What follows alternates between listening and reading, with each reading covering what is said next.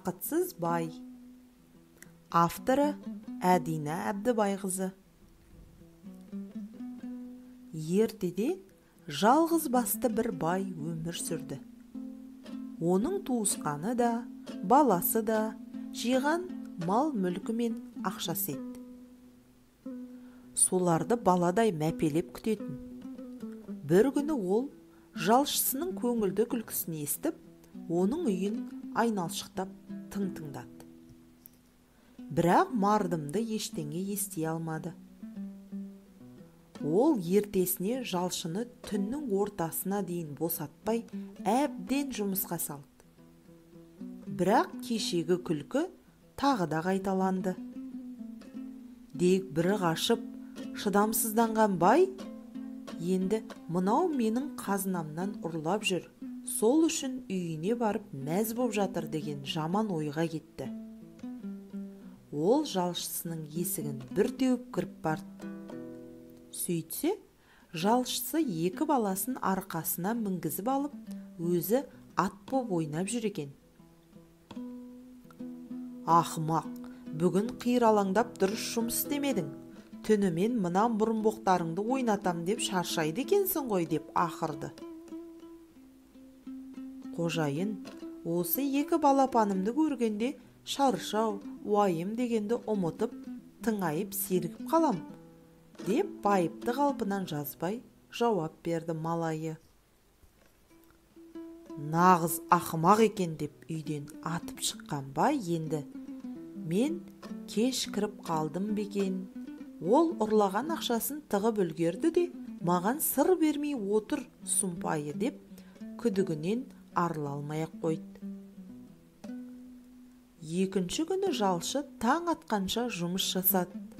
Бірақ ол еш реніш білдірмей үйіне қайтты. Бай соңынан бұнпақтайлап барып тағы тың-тыңдады. Құлағына шықырлаған ақша мен сылдырлаған күміс теңгені жалшысы санап жатқанда естіліп кетті. Ол тағы да есікті бір теуіп кіріп барды. Екі баласын екі жағын алып, қаннен қаперсіз, рахаттанып, ұйықтап жатқан жалшысын көргенде не істерін білмей таң қалды. Үн-түнсіз білдіртпей үйден шығып кетті. Сонда да күдігі сейілер емес. Ертесіне жалшысының көңілді, сергек қалпы байға өзін мазақ қылып тұрғандай көрініп кетті. Бай ақыры, менің қазынамнан біраз қаражат жоғалды. Соны сенен басқа ешкім алған жоқ. Себебі сен үнемі көңілді жүресің. Тыққан ақшаң болған соң көңілің тоқ боп жүр деді.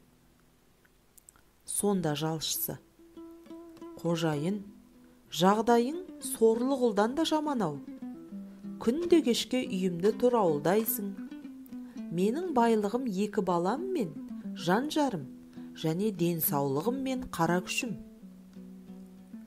Құлан ектеніп таң атқаннан кеш батқанша Тәңірімнен осы байлығымнан айыра көрме деп тілеймін. Сондықтан мен бақыттымын, көңілдімін деп жауап берді. Не дерін білмеген бай үн-түнсіз қалды. Япырмай, шынында да мына қарағұл бақытты. Мен сияқты қызғанатын байлығы да жоқ. Байлық маған бақытсыздық үшін біткен бе? Басым ауырып кетті. Осы күні жалшы үйіне ерте қайтты. Оның сыртынан қарап тұрған бай алдынан жүгіріп шыққан екі баласына қызыға қарап қалды.